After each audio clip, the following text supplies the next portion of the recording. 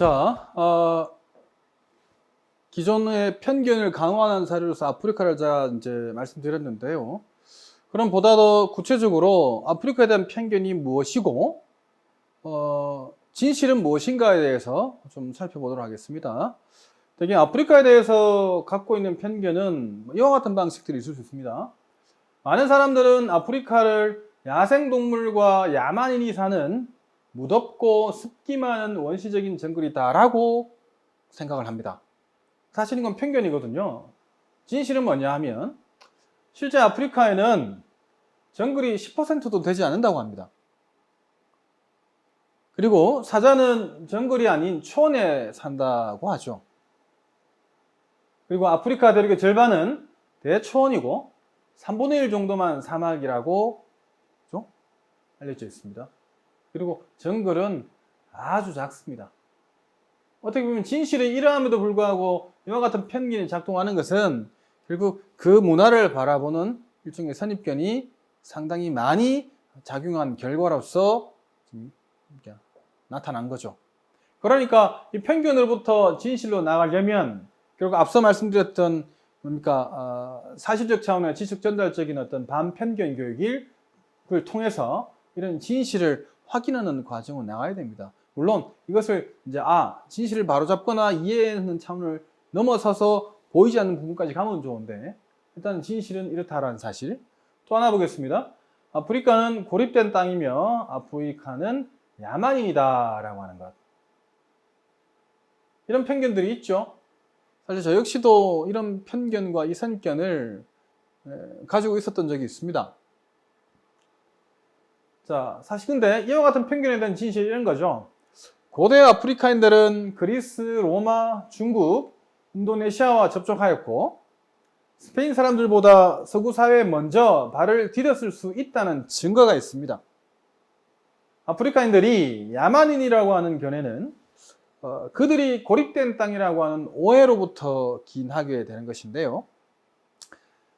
이슬람 학자들의 눈에는 10세기, 11세기에 아프리카의 문명은 유럽 이상으로 발전하였고 아랍의 지리학자 알바카리는 2만 명의 노르만 이민들이 유럽을 정복한 다음해인 1067년에 가나의 왕은 20만 명의 병사를 소집할 수 있었고 그중 4만 명은 활과 화살로 무장되어 있었다라고 전해지고 있습니다. 이것이 어떻게 보면 아프리카는 고립된 땅이고 아프리카는 야만인이다라고 하는 편견에 대한 어떤 진실로서 우리가 확인할 수 있는 대목입니다. 이처럼 이 편견과 진실을 비교해보면 얼마나 우리가 많은 어떤 선입견들을 가지고 있는지를 확인할 수가 있는 것이죠. 자, 그래서 반편견 교육, 즉 편견을 벗어나려고 하는 사실적 차원의 지식 이해 수준의 어떤 교육적 접근에서 미흡한 학습 자료나 부족한 것도 마찬가지겠죠. 데이터는 기존의 선입견을 정당화하는 근거로 활용될 가능성이 큽니다. 그렇죠? 특히나 보다 더 비합리적인 형태의 반응은 들어서 안다라고 하는 것, 누가 그러더라고 하는 것, 뭐 이런 것들도 그 근거로 활용될 가능성이 있거든요. 그래서 공정하지 못한 사실적인 어떤 지식의 속에는 다른 문화 및 풍습에 대한 이해의 폭을 넓혀줄 수는 있습니다. 아까 제가 말씀드렸습니다만은 그러나 편견을 감소시키지 못하고 특정 문화 또는 특정 인종에 대한 편견을 오히려 증대시킬 수 있다라고 하는 것. 특히나 제가 글로벌 시대를 맞이해서 제가 어렸을 때 들었던 그 동남아 치아 지역의 사람들의 어떤 성향들 가운데 이런 얘기를 좀 많이 들었거든요. 동남아 치아 지역에 있는 사람들은 대체로 게으르다. 그래서 일을 잘 하지 않는다. 그래서 불성실하다 등등의 어떤 그런 편견이 있었거든요. 사실은 그것은 어디까지나 편견에 불과합니다. 그렇지 않습니다. 아까 아프리카에서 봤다시피 편견이 무엇인지 진실이 무엇인지를 우리가 확인해보는 그런 과정으로 나가야 하는 것이고 그 과정에는 정말이지 이 사고의 어떤 이 훈련이 필요하다는 점이죠. 자, 마찬가지로 외국 이주민에 대한 문화적인 편견을 극복해보고자 하는 시도로서 다문화 이해 및 교육도 단편적이고 사실적인 지식 이해 수업에 머무른다면 다문화 사회를 이해하기 위해서 혹은 그 이해를 어떤 뭡니까 방해하는 이 편견을 극복하기는커녕 사람들이 가지고 있던 기존의 선입견을 보다 더 강화하는 결과로서 작용할 우려가 매우 높다라는 점입니다. 자, 그러면 이 대목에서는 이제 우리는 어떻게 해야 되느냐? 편견을 벗어나는 그런 교육적 접근에서 사실적 지식 전달 수준의 교육을 넘어서는 보다 더 공정한 비판적 사고가 우리에게 요구된다라는 점이죠. 그런 점에서 편견을 벗어나려면 비판적 사고, 그것도 공정한, 올바른 이런 의미로서 이해하시면 되겠습니다. 첫 번째가 특정 문화를 이해하려면 그 문화가 형성되는 데 대한 구체적인 자료 제시를 통해서 총체적이거나 분석적 접근이 필요합니다.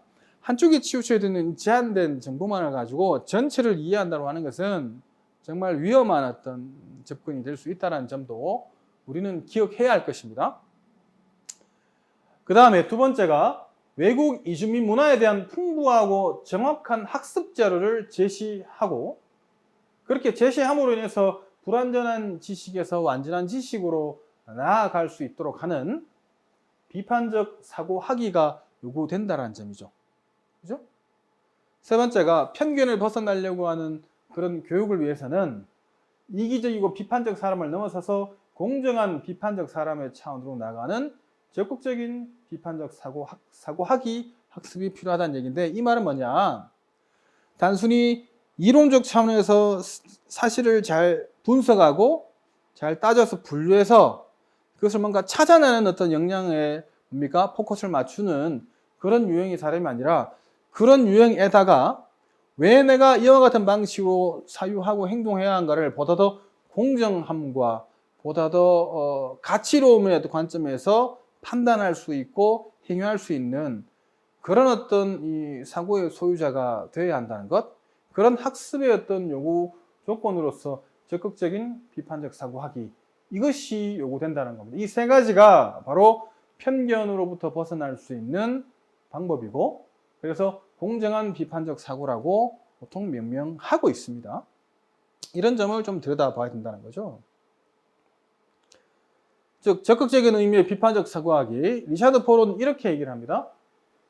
사람이 어떤 현상을 판단하려고 할 때 현상에 대한 정확한 정보와 충분한 자료를 토대로 해서 완전한 사고로 나아갈 때만이 편견이나 선입견, 고정관념 등으로부터 자유로울 수 있다라고 보는 것이죠. 자, 말은 다 맞죠. 근데 이제 문제는 무엇이 더 정확한지, 그죠? 정확한 정보가 뭔지 충분하게 자료를 보았다라고 할 때 이 충분하다라고 하는 이 모성을 어떻게 극복할 수 있을지, 그래서 완전하다라고 하는 사고가 어떤 사고인지 우리가 계량적으로 이야기할 수는 없으나 정도의 견지에서는 충분히 상대적으로 이야기할 수 있을 것입니다. 그런 점에서 봐야 된다는 거죠. 그래서 인간은 교육을 통해서 즉 무비판적인 사람에서 비판적인 사람으로 변화될 수 있습니다. 그래서 제가 첫 번째 제가 말씀드렸던 게 인간의 삶에서 논리적인 사고나 비판적인 사고가 필요한가? 즉 교육을 통한 학습의 과정은 보다 더 논리적이지 않은 사람을 논리적인 사람으로 탈바꿈시키고 보다 더 반성적, 합리적, 능동적인 사고의 소유자의 모습인 비판적인 사람으로 이렇게 변모하게 한다는 점에서 상당히 중요하죠. 그래서 비판적인 사고 교육에서는 반드시 윤리적인 차원의 공정성이나 바람직한 삶에 대한 가치의 어떤 척도가 혹은 기준이 작용해야 한다는 것이죠. 폴이 바라보기에. 이런 어떤 이 가치의 어떤 척도, 그러면 공정성, 도덕성, 객관성, 평등, 이와 같은 것들이 되겠죠. 결국 인간의 어떤 인격성을 형성하는 데 아주 핵심적인 요소들을 할 수 있는 그런 것들을 말한다고 볼 수 있겠죠.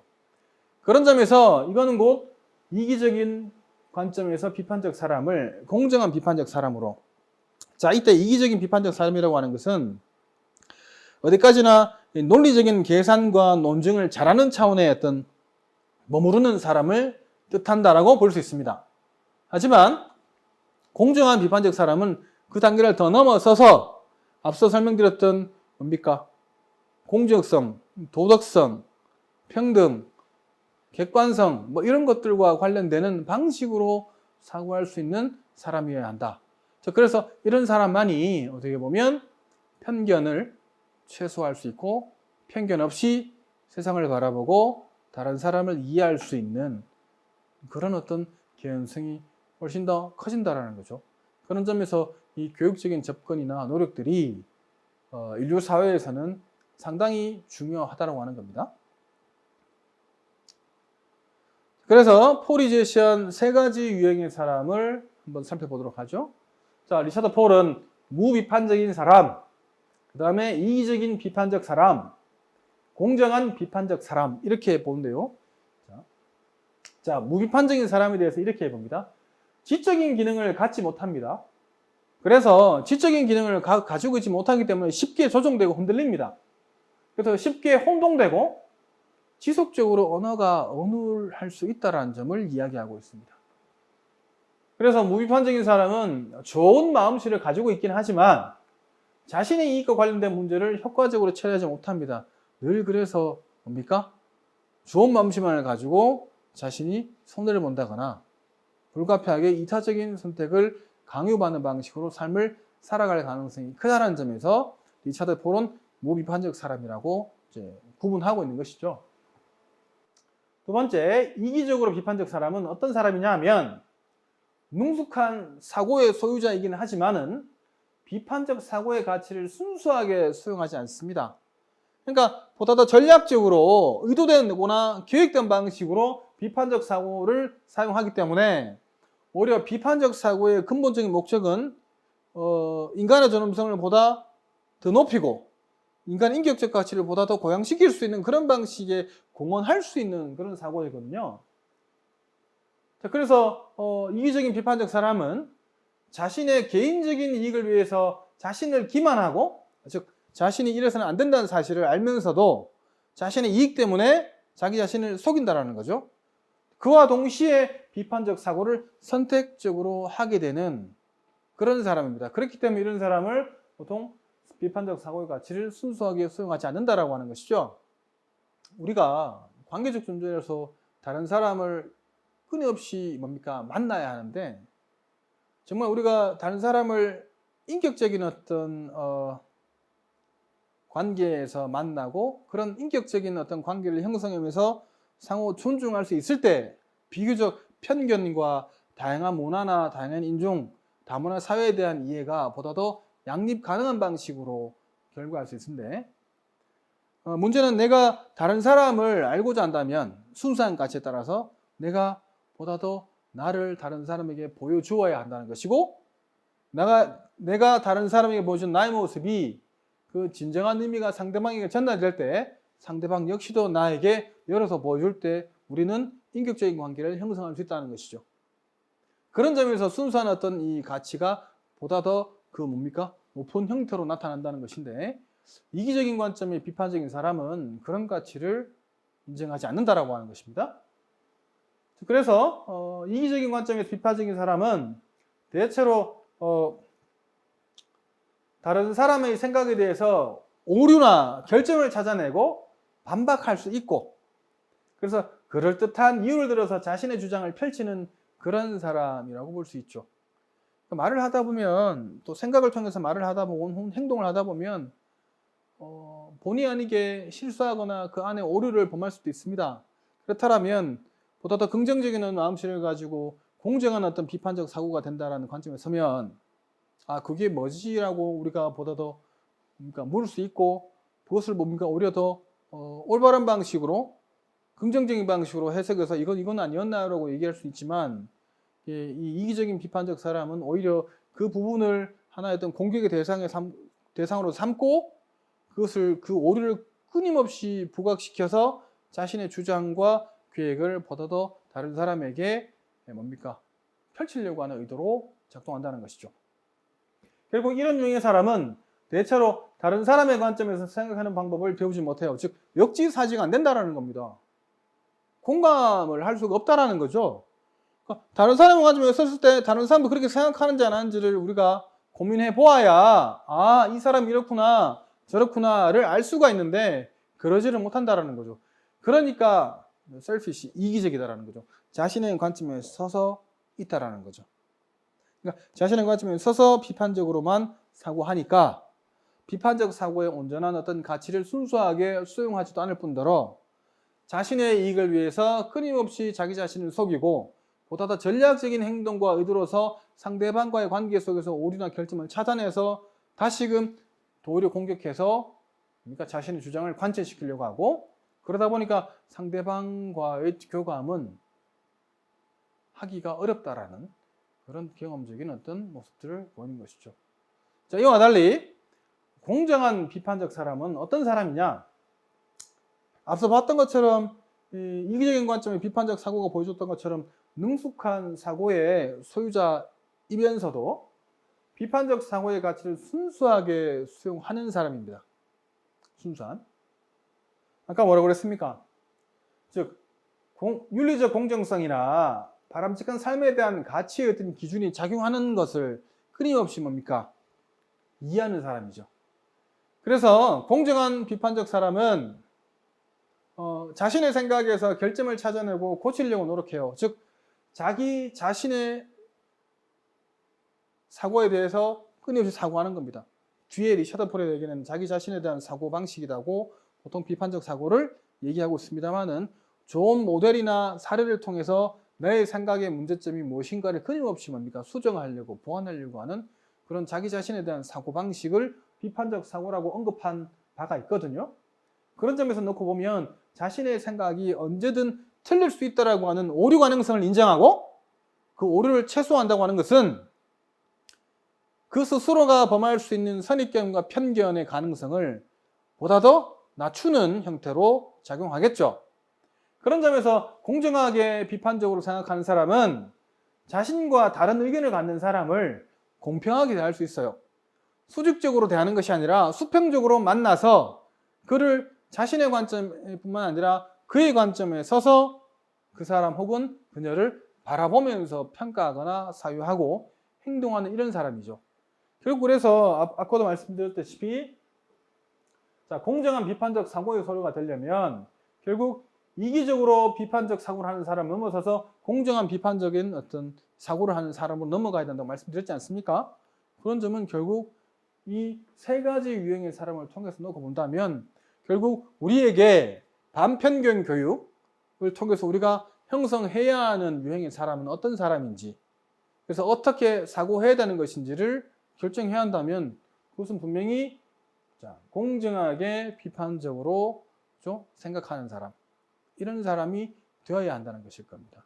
결국 그래서 적극적 의미의 비판적 사고라고 하는 것은 비판적인 사고 능력이나 사고의 기술 추론한다거나 뒷받침한다거나 이유를 제시한다거나 근거를 찾는다거나 이런 부분에 머무르지 않고 보다 더 신뢰한다거나 공정하게 평가한다거나 상대방을 인정한다거나 등등의 어떤 태도와 성향의 문제까지도 함께 고려하면서 어떻게 보면 그런 공정한 태도나 비판적인 태도나 성향의 토대 위에서 비판적으로 사고하는 능력적 차원의 기술들을 펼칠 수 있는 그런 사람이 어떻게 보면 폴이 얘기하는 공정한 비판적 사람의 속성이지 않겠는가라고 말씀드릴 수가 있습니다.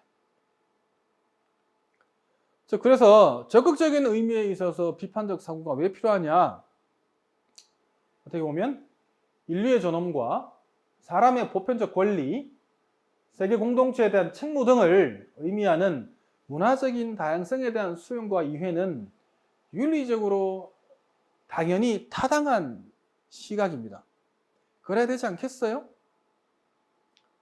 즉 결국 편견의 감소와 다양한 관점을 확보하기 위해서는 적극적으로 비판적 사고를 해야 하고 적극적 차원의 비판적 사고는 그래서 매우 중요한 겁니다. 왜? 편견을 가급적 우리는 많이 없애야 하고 다양한 관점을 확보를 해야 보다 더 많은 어떤 우리가 관계의 발전과 인류 사회의 진보를 우리가 기할 수 있거든요. 오늘날 어떤 사회는 세계 시민의 사회잖아요. 그러니까 자율적이고 독립적이면서도 합리적으로 사유할 수 있는 그런 어떤 그러니까 능력의 소유자들을 끊임없이 교육의 과정을 통해서 우리는 함께 해 나가야 한다는 것이죠. 결국 오늘과 같은 어떤 다양한 어떤 인정과 언어가 혼재되어 있고 세계화 시대를 살아가는 요즘에 있어서 다문화를 이해한다거나 그런 다문화를 이해하기 위한 그런 교육에서 적극적인 비판적 사고는 필수일 수밖에 없어요. 앞선 슬라이드에서 봤던 것처럼 이기적으로 비판적인 사고를 하는 사람의 관점에 서게 되면 좀 상대방에 대한 이해나 상대방을 위한 어떤 이해하기 위한 이 교육의 필요성을 인정하거나 수용하지 않게 될 가능성이 높습니다. 그런 점에서 편견으로부터 벗어날 수 있는 적합한 방법 중에 하나가 바로 적극적으로 비판적 사고하기가 될 겁니다. 이런 점에서 리차드 폴은 사적인 이익에서 출발한 편견 또는 사회적 편견으로부터 벗어날 수 있는 공정한 비판적 사고를 목적으로 삼고 있는 것이죠. 이때 공정한 비판적 사고라고 하는 겁니다. 공정하다라고 하는 것. 그래서 특정 사회 혹은 공동체 안에 내재된 편견의 극복 문제를 적극적인 비판적 사고의 주요 과제로 삼고 있다는 점에서 리차드 폴이 얘기하는 적극적 혹은 능동적인 비판적 사고의 의미는 오늘날 우리가 끊임없이 많은 어떤 과제 중에 하나로 보호받고 있는 편견 해소에 상당히 많은 어떤 상관적인 역할을 할 것이다 라고 보여지는 겁니다. 자, 그래서 폴은 폴이 말하는 적극적 그 비판적 사고가 뭐냐를 좀 살펴봐야 되겠죠. 자, 적극적인 비판적 사고는 아까 봤다시피 공정한 비판적 사람일 겁니다. 뭐죠? 즉, 소극적 비판적 사고는 뭐냐면 이기적 비판적 사람에 해당되는 어떤 사고의 유형일 겁니다. 그래서 적극적인 비판적 사고는 뭐냐 하면 교묘한 논증으로 다른 사람을 속이지 않고 늘 도덕적이고 합리적으로 행동하려고 하는 것을 의미합니다. 그래서 인간은 적극적인 형태의 비판적 사고를 해야 한다고 주장하는 것이죠. 네. 함께 해야 하는 겁니다. 남을 속이지 않는다라고 하는 것이 비교적 남을 속이기 위해서 자기 자신을 기만하지 않는다는 것을 의미하는 것이고, 그래서 오히려 더 편견과 선입견으로부터 보다 더 자유로워질 수 있다라고 하는 그런 가능성까지도 포함하고 있다는 거 아니겠습니까? 그래서 적극적인 비판적 사고는 결국 다른 사람의 관점이나 아까 뭐였습니까? 이기적 비판적 사람은 상대방의 관점에 서서 생각하지 못한다고 그랬잖아요. 그러나 적극적인 비판적 사고는 다른 사람의 관점이나 의견을 존중하고 더 나은 의견이 있다면 자신의 관점을 기꺼이 바꿀 수 있는 그런 사고를 적극적 의미의 비판적 사고라고 합니다. 자, 이와 관련해서 폴이 제시한 적극적 비판적 사고, 이 올바른이라고 하는 것은 공정한 것과도 의미가 같습니다. 공정한 마음, 그래서 적극적 비판적 사고를 하려면 올바르거나 또는 그 공정한 마음을 가지고 있어야 되는데 그 특징으로서 뭡니까? 9가지를 제시하고 있거든요. 첫 번째 잘 보세요. 지적인 도덕성, 도덕성이잖아요. 지적인 자율성, 세 번째가 지적인 공감, 상대방과 함께 뭡니까? 느낄 수 있어야 된다는 거죠. 지적인 용기, 그 다음에 이성에 대한 지적인 신뢰, 그 다음에 지적인 공정성, 지적인 인내, 지적인 정의감, 지적인 겸손.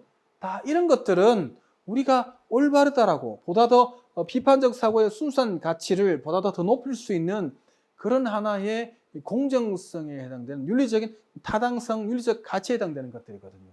다 이런 부분들은 올바른 마음의 특징이라고 했잖아요. 이게 결국은 비판적 사고가 아니라 비판적 사고를 작동시키는 비판적 사고 성향 내지는 비판적인 사고의 태도를 의미한다라는 거죠. 이렇게 될 때만 공정한 관점에서 비판적으로 사고하는 사람이 될 겁니다. 자, 이런 관점에서 보게 되면 비판적 사고가 왜 필요한지를 보다 더 잘 알 수가 있고 편견을 벗어나는 데 있어서 상당히 교육적 방법론의 하나로 작용하는 것이 리차드 폴이 말하는 비판적 사고, 즉 적극적인 비판적 사고라는 말씀을 드렸죠. 자, 그렇다면 우리가 일반적으로 말하는 이 비판적 사고의 정의들이 무엇인가를 좀 하나하나 살펴보면서 비판적 사고 능력과 사고 성향, 태도, 이것들이 어떠한 의미를 갖는지를 보다 더 좀 살펴보고 이러한 것들이 우리에게 어떠한 의미로 다가오고 그래서 우리가 편견을 벗어나기 위해서는 이런 비판적인 사고를 어떻게 해야 하는가를 리차드 폴의 관점을 넘어서서 보다 더 확장적인 차원에서 비판적인 사고 연구가들이 비판적 사고가 무엇인가에 대한 어떤 내용을 소개하는 것을 알려드림과 동시에 함께 고민해 보도록 하겠습니다. 자, 비판적 사고의 아버지라고 불리는 존 듀이, 잘 들어보셨는지 모르겠습니다만은 존 듀이는 비판적 사고를 이렇게 정의를 합니다.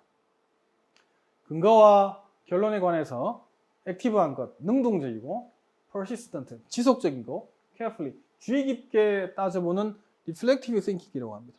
반성적 사고를 존 듀이는 비판적 사고라고 이야기하고 있습니다. 그리고 또 다른 비판적 사고가 유명한 사람이죠. 에드워드 글레이저는 경험에 따른 문제 상황을 사려 깊게 고찰하는 태도입니다. 이게 비판적인 사고 성향입니다. 어떻게 보면 리차드 폴이 얘기하는 적극적인 비판적 사고, 즉 공정한 비판적 사람과 맥락을 같이 하는 것일 겁니다.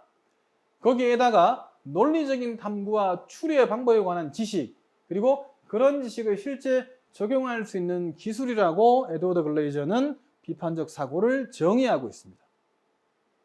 그 다음에 로버트 애니스 같은 경우는 비판적 사고를 의사결정을 위한 합리적이고 반성적인 사고라고 정의를 내리면서 주장하죠.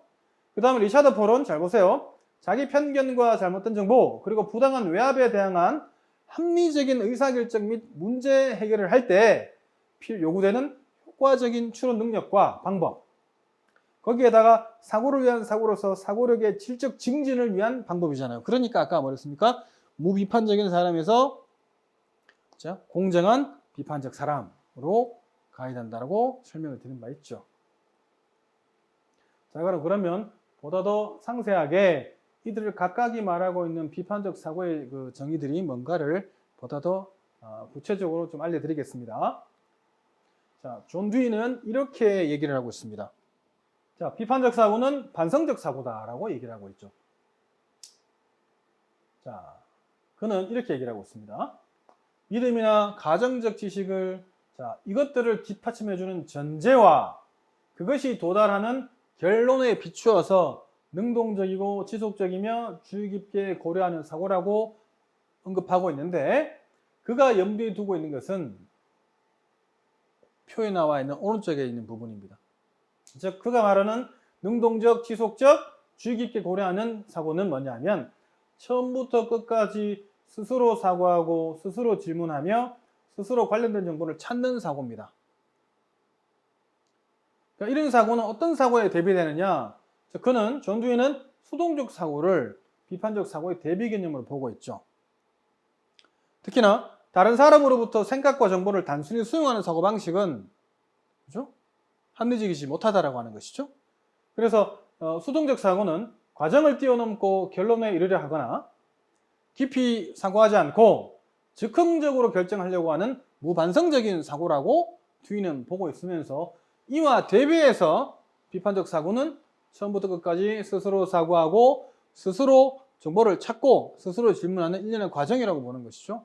이런 과정을 critical thinking으로 보면서 동시에 reflective라고 보는 겁니다. 반성적이라고 하는 것이죠. 아까 말씀드렸다시피 리차드 폴 같은 경우에도 자신의 어떤 사고 내에 어떤 결점이 있는지를 살펴보고 그 결점을 고쳐나갈 수 있는 것, 그것이 뭡니까? 공정한 비판적 사람이라고 말씀드렸던 것과도 비슷할 겁니다. 그러니까 스스로라고 하는 것, 자율적인 접근, 그것이 상당히 중요합니다. 그 다음에 에드워드 글레이저는 이렇게 얘기합니다. 비판적 사고는 자신의 경험적 범위 내에 있는 문제들과 주제들을 사려 깊게 고려하려고 하는 태도입니다. 나머지 부분들은 존 듀이의 어떤 이 비판적 사고에 대한 정의와 일맥상통하는 부분이 있어요. 자, 그래서 논리적 탐구와 추론 방법에 관한 지식, 그 다음에 그런 방법들을 적용하는 기술들을 비판적 사고라고 에드워드 글레이저는 주장하고 있고, 그래서 비판적 사고는 어떤 믿음, 그 다음에 가정된 지식을 그것과 뒷받침해주는 증거와 결론에 비추어서 검토하려고 하는 지속적인 노력이 필요하다라고 하는 거죠.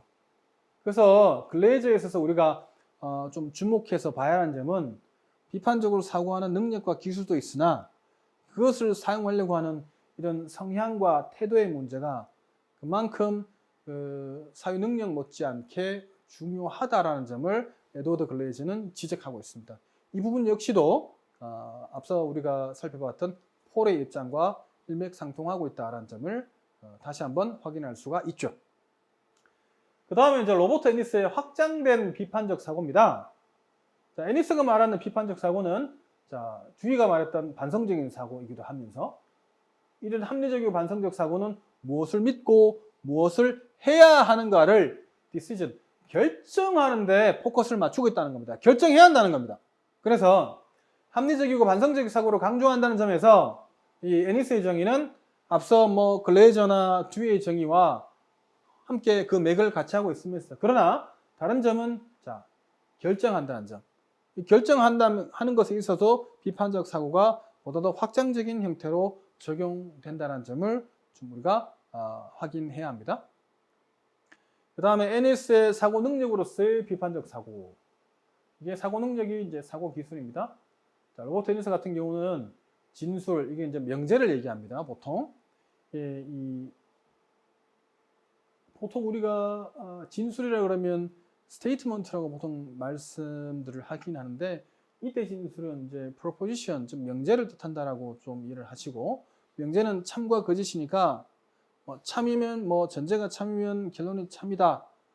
전제가 참이면 결론도 참일 수 있다 등등 이런 논리적인 연관관계를 파악하는 그런 일련의 접근들이 바로 사고 능력으로서 비판적 사고라고 볼 수 있어요.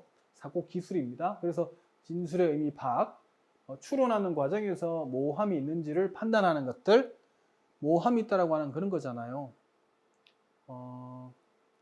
잘했다, 많다, 얼마나 많은지, 얼마나 잘했는지 그걸 분명하지가 않죠. 이런 부분들 얘기합니다.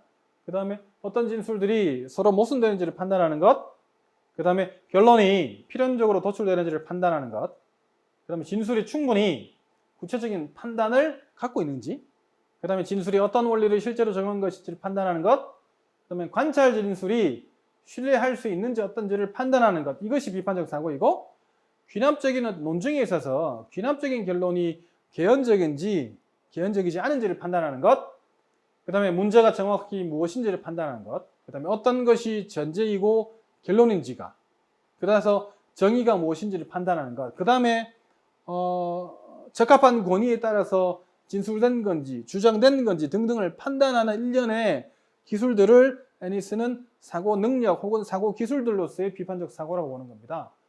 이런 부분들을 잘하는 사람이 아까 이기적인 비판적 사람의 단계에 머무는 것이라고 볼 수 있죠. 그 다음에 리차드 폴은 아까 말씀드렸죠.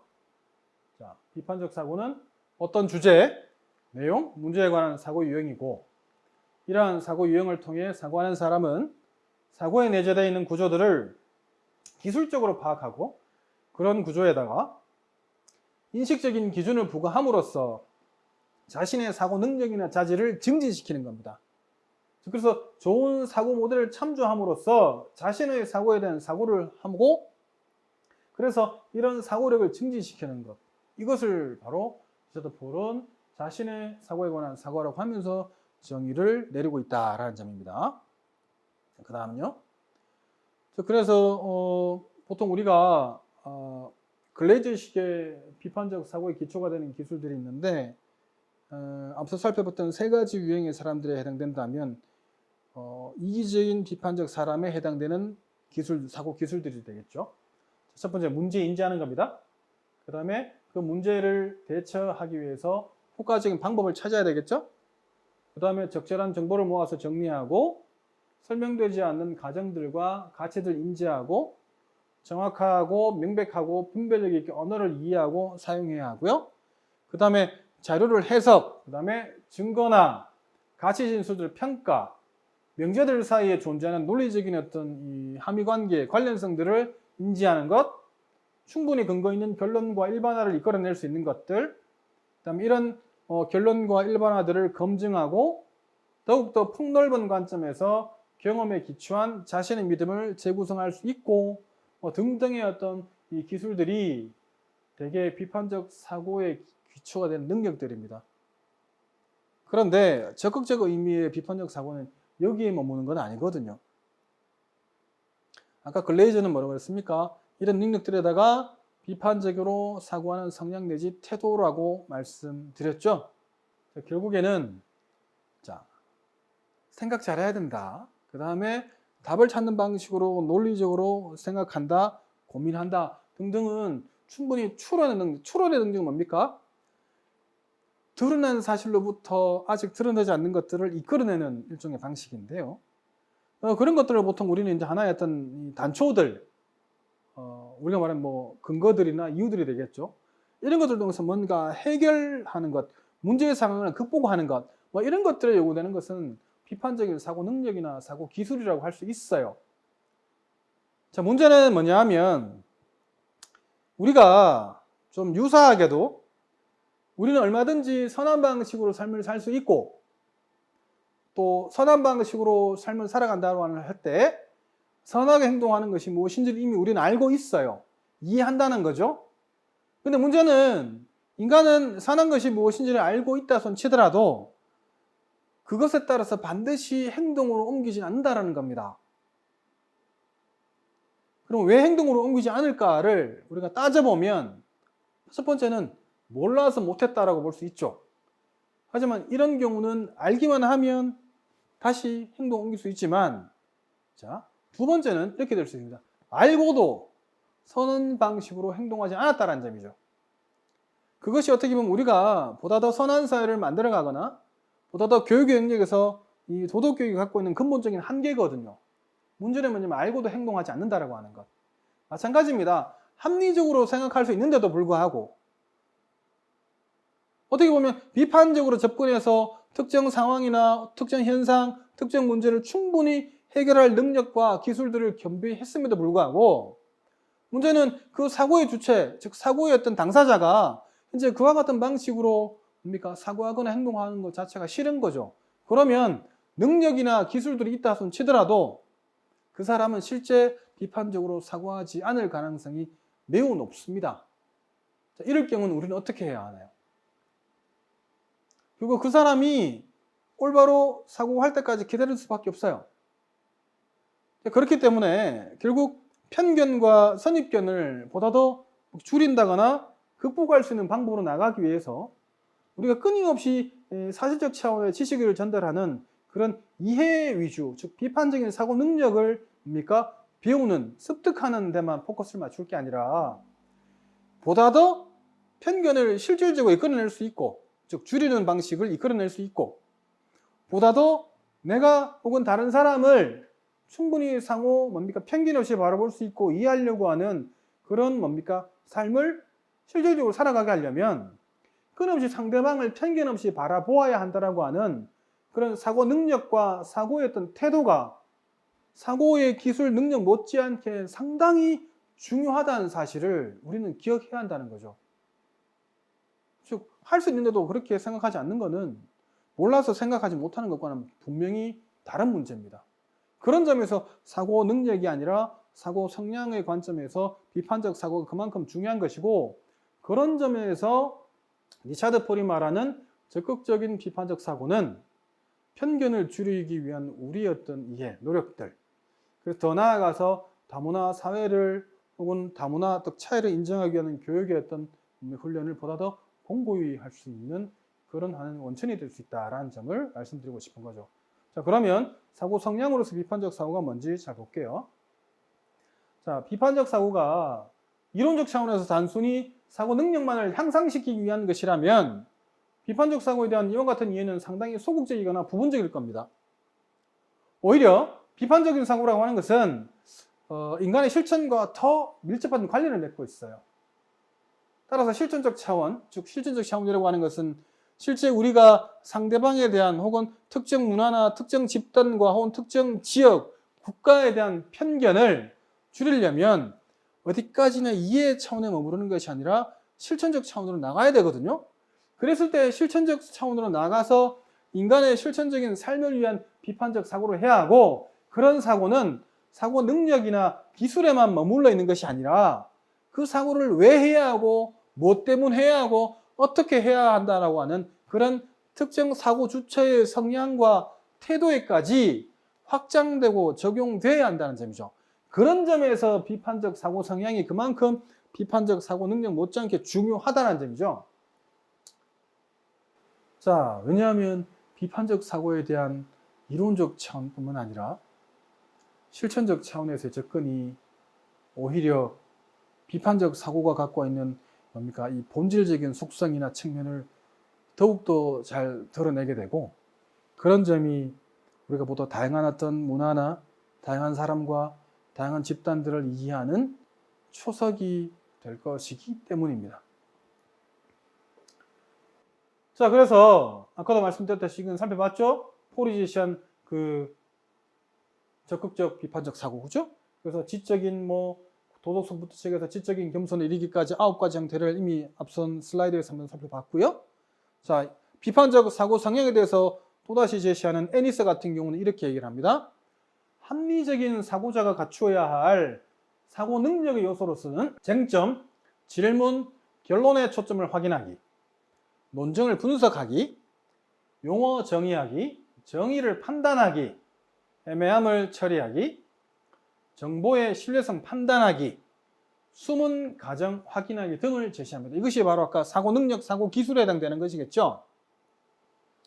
이 애니스는 이와 더불어서 비판적인 사고 성향의 요소 또한 제시하고 있는데 잘 한번 들여다보도록 하겠습니다. 일단 대안을 찾는다. 특정 현상이나 어떤 문제에 대해서, 그리고 그 대안을 열린 마음으로 받아들인다. 그래야 그죠? 가능하겠죠? 그 다음에 확인된 정보에 의해서 정당화되는 경우에만 그 대안과 해결책을 지지한다. 그죠? 그 다음에 자신의 기초적인 믿음에 대해서 반성적으로 인식한다. 이때 반성적이라고 하는 것은 자신의 어떤 이 기초적 믿음이 무오류다라고 하는 것에 대한 확신이 아니라 자신이 갖고 있는 기초적 믿음이 끊임없이 오류로 점철될 수도 있다라고 하는 것을 끊임없이 수용하는 그런 어떤 인식적 접근을 말합니다. 그 다음에 다른 사람의 관점과 근거를 발견하고 경청해야 하는 것이죠. 그러니까 개방적인 마인드, 오픈 마인드로 다른 사람의 의견을 들어야 합니다. 그렇다는 얘기는 앞서도 말씀드렸다시피 다른 사람의 관점에 있어서 그 사람이 어떤가를 바라볼 수 있게 된다는 점이죠. 그 다음에 애니스는 자신의 비판적인 사고 능력을 이용해서 다른 사람을 위협하거나 혼란스럽게 하는 것을 피합니다. 그러니까 자신의 어떤 관점만 서서 자신의 어떤 이 사적을 위해서 자기 자신을 기면하는, 그래서 더 나아가서 비판적인 사고의 순수한 가치를 훼손하고 순수한 가치를 있는 그대로 받아들여서 행동하지 않는 그런 이기적인 차원의 비판적 사랑을 보여주는 그런 어떤 모습이 아니라 보다 더 열린 마음으로 자신의 오류를 끊임없이 수정하려고 하는 반성적 접근과 더불어서 다른 사람의 관점에 서서도 그 사람을 바라보고 이해하려고 하는 그런 사고의 소유자이기 때문에 어떻게 보면 애니스가 말하는 자신의 비판적 사고 능력을 이용해서 다른 사람을 위협하거나 혼란스럽게 하는 것을 피한다라고 하는 것은 결국 비판적 사고가 갖고 있는 순수한 가치를 오롯이 수용하면서 사고하고 행동하는 그런 의미라고 보여지는 것이죠. 어떤 의미인지 보면 차이가 구분이 드러나시죠. 그러니까 생각하는 기술 못지않게 내가 왜 이 생각을 해야 하는가가 그만큼 더 중요하다는 점을 여러분들은 좀 기억하셔야 할 겁니다. 그 다음에요. 자, 시걸이라고 하는 또 유명한 비판적 사고 연구가가 있습니다. 그는 이렇게 얘기를 합니다. 비판적 사고의 요소를 이유 평가 요소, 이게 이론적 차원입니다. 어떻게 보면. 그 다음에 비판적 태도 또는 정신의 요소입니다. 그러니까 적극적인 비판적 사고, 소위 말하면 애니스 같은 비판적 사고 성향이나 태도를 얘기하겠죠. 를 주장하면서 전자를 사고 능력과 결부시키고 후자를 사고 성향과 관련시킨 다음에, 즉 사고 능력의 습득만으로는 비판적 사고의 충분 조건이 될 수 없다고 본다는 거죠. 이 말이 뭐겠습니까? 그러니까 폴식으로 얘기하게 되면 편견을 해소하기 위해서 보다 더 공정하고 온건한 올바른 어떤 비판적 사고의 소유자가 되어야 된다는 점에서 놓고 보면 충분히 우리가 이해할 수 혹은 동의할 수 있는 부분이죠. 그래서 시걸은 이렇게 얘기를 합니다. 내가 사용하는 용어로서 비판적 정신은 기질, 태도, 마음의 습관, 그리고 성격적인 특징 등을 복합적으로 언급한 것이다.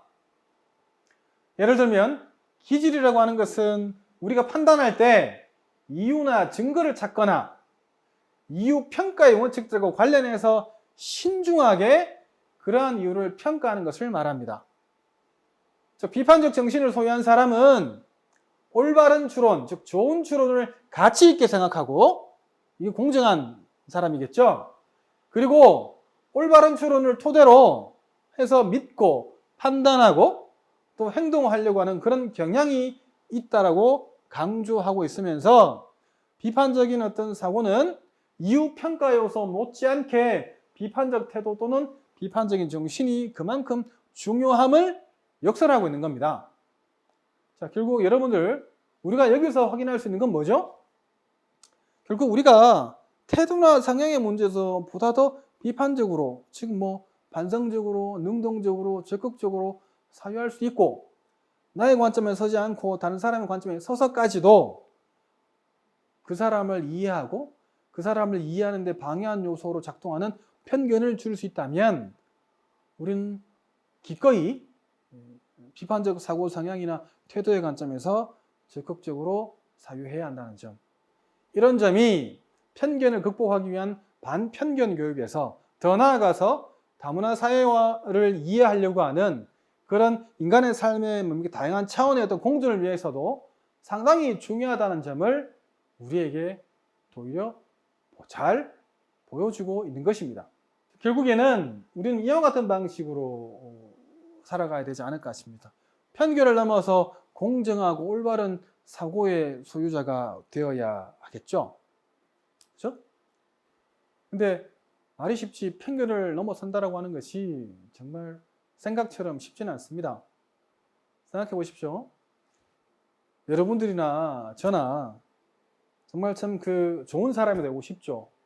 이 좋은 사람이 된다라고 하는 것은 선한 사람이 된다는 것이고 선한 사람이 되기 위해서는 윤리적으로 또는 도덕적으로 올바른 선택과 행동을 해야 한다는 것인데 문제는 그와 같은 행동을 우리가 한두 번의 어떤 경험을 통해서 우리가 획득될 수 있는 것이냐? 그렇지는 않습니다. 늘 끊임없이 노력하고 지속적으로 반복하는 그런 일상의 어떤 과정을 통해로 보다 더 우리는, 여러분들은, 저는 올바른 사람, 보다 더 인격적으로 훌륭한 사람이 될 수 있는 것처럼 편견을 줄이기 위한 사고 훈련 역시도 단순한 사고 역량과 기술을 자기화하는 데만 머무르지 않고 왜 그것을 사유해야 하고 왜 보다 더 이해해야 하는가를 자신의 태도나 성향의 문제까지 혹은 그거 위에서 함께 고려할 때 그와 같은 어떤 사고 훈련을 끊임없이 지속적으로 반복할 때 비로소 우리는 비교적 비판적으로 합리적으로 사고할 수 있는 사람이 될 것이고 그런 사고는 선입견, 보다 나아가서 현재 우리 사회가 안고 있는 이런 차이의 간극을 보다 더 합리적으로 상쇄시킬 수 있는 그죠? 근원적인 토대로서 역할을 하게 된다라고 말씀드릴 수가 있겠죠. 그래서 잘 보시면 인간에게, 즉 우리에게 비판적 사고가 요구되는 건 분명히 중요한 의미를 갖습니다. 하지만 우리가 좀 더 주목해 보아야 하는 점은 인간은 단순히 기계적이고 논리적인 사고만을 하는 존재가 아니라 언제 어떻게 판단해야 할지 스스로 결정하고 행동하는 자율적인 존재라는 사실입니다. 특히나 인간의 어떤 이 특징을 우리가 사진적 정의에 따라 규정해 보면 인간은 본성적이고 이성적인 존재죠. 본성적이라는 말은 자연 법칙에 따라서 행위하는 것을 의미할 것이고 이성적이라고 하는 것은 내가 선택하는 거니까 선택의 자유에 따라서 행위하는 것을 뜻하는 것이죠. 자, 그런 점에서 우리가 진정한 의미의 비판적 사고의 실현은 단순히 사고 능력이나 기술만으로부터 이루어지는 것이 아니라 사고의 성량과 더불어서 사고의 능력이 전개될 때 이루어지고 이런 전개가 실제로 가능할 때만이 그죠? 편견, 최소화, 더 나아가서 편견을 극복할 수 있다는 겁니다. 실제로 우리는 사실의 영역인 주어진 세계뿐만 아니라 즉 의무로서 점철된 당위의 영역, 부과된 속에서 비판적 사고를 해야 하거든요. 올바른 삶을 살아가기 위해서 그렇습니다.